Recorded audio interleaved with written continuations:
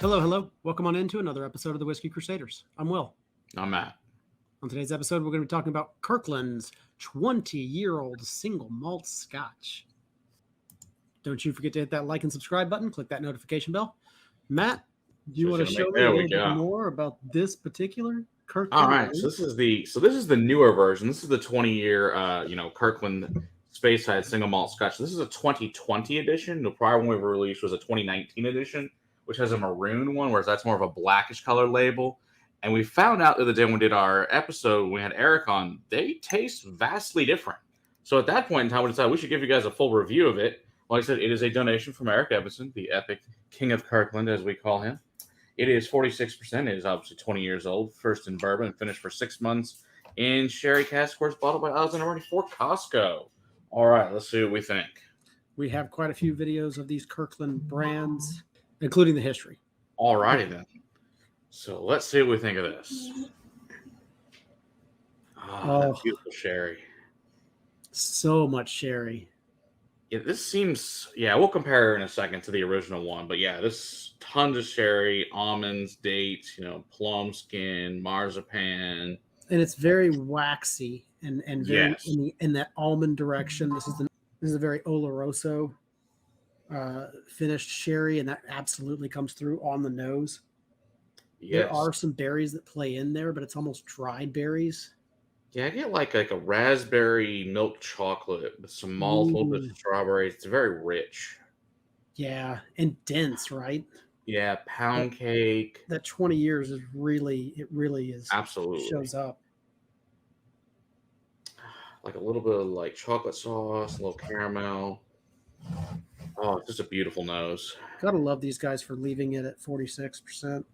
Yeah, for real. And, for $70, you can't really beat it. Oh, my gosh. That is hard.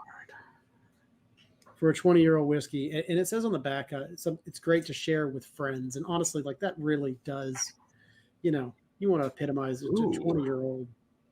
Now think of like a little kiwi, even like the fuzz of a kiwi. Yeah. Oh, that's unique. Oh, blackberries and blueberries now.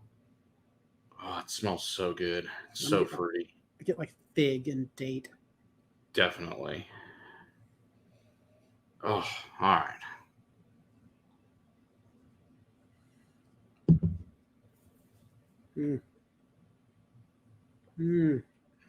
Oh, it's good. So good. All that sherry richness is on the palate, too. Same thing. Almonds, dates, plums, figs. Nice dark chocolate now with that marzipan, blueberry. It's not as big and bold as like an Avalor or Buna, but it's down that path. Yeah, if it was a higher proof, it would be. But I think with it being at 46%, you lose a little bit of that, Buna being cast strength. Right, but I'm just thinking like it's just down that same path. It's definitely a sherry bomb. It's quite nice. Lots of blackberry, raspberry, strawberry. Nice little salt. It's pretty rich, viscous, nice and malty. Like ladyfingers. Oh, it's just good. The 20 years absolutely shows up on the palate. There's a richness and there's a depth to it that can't be faked.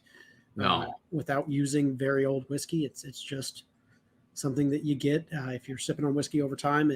It's something that you pick up pretty quickly. That depth of age is impressive. So, I'm going to grab the original 20 Eric sent us from 2019. Actually handed this to us at the Bastard's Ball that year.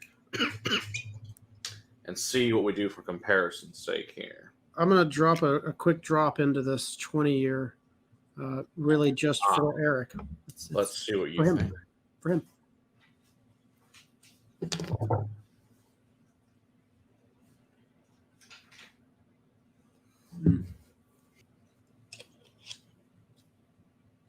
Oh, come on. The water actually might have added a little bit more depth to it. Yeah, nice. Even better then. Yeah. As it sits in the glass, it's getting more fragrant. So I'm assuming that it opens up quite a bit as it sits over time. I would but the imagine drop of so. water really just kind of explodes everything, and you're left with a lot more clingy, oily on the palate. Okay. Sounds good. Mm-hmm. All right. So just comparing now the 2020 and the 2019.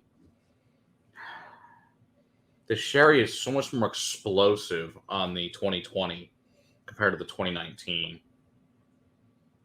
I mean, it says 6 months on both of them, but I have to think the 2020 sat for significantly longer than 6 months. Or was somebody just a different type? You know, both say, I think, Oloroso sherry on the bag.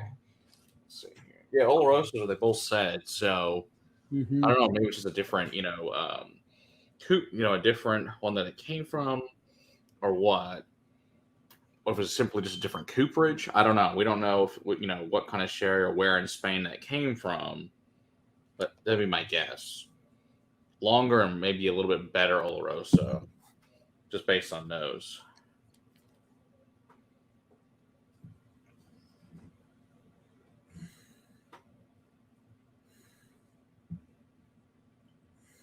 Same thing on the palate. Way richer, more viscous on the 2020, whereas in the 2019, it's still rich with the sherry, but it has a much more marzipan maltiness to it compared to the sherryness of the 2020. I mean, I'm not going to complain about either one. They're both very good, but they are very different whiskeys. Yeah, I like the 2020 release a little more. Significantly better. Yeah.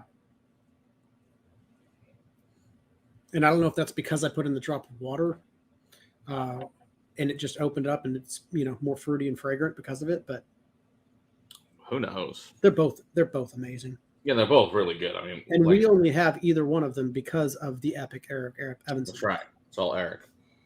So we do obviously appreciate Eric and all the awesome bottles he gives sent us. And finally getting around to reviewing this one. I've got a couple others that are oldies that you sent probably like 2 or 3 years ago. We need to get to that Towie. We'll get to it very soon. I tell you that all the time. All that good stuff, but we'll get to it. And some of the other ones. Your generosity is amazing, good sir. Yes, absolutely. We would pick these up. I'd absolutely pay $70 for this whiskey. Yeah, except for we just can't get it in Texas. So, whatever. Because our laws are stupid. To start sending our videos to Texas senators. Yeah, for real. It's like, this is stupid. You're also giving up money, which means you can tax it. See? This would be the solid choice. Lots and lots of money. Mm-hmm. Exactly. And imagine how much H-E-B would make if they could, put liquor in their stores. Come on now. For real. And Walmart and everybody else. Yeah. Well, I mean, we got to think about the Texas brands. Come on. Shh. Oh, well, Walmart's Texas too, isn't it? Yeah. I mean, right. Don't you forget to hit that like and subscribe button. Click that notification bell. We're also live every Monday night. Come hang out with us there. Until next time, keep on crusading. Put a whiskey in your glass. Cheers.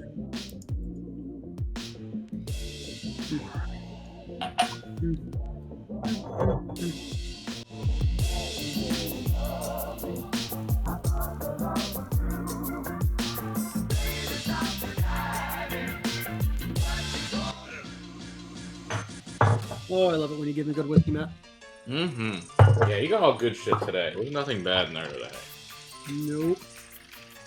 We try not to review any shitty stuff. Occasionally will. Well, but we're saving most of the shitty stuff until, we're running low on bottles to review.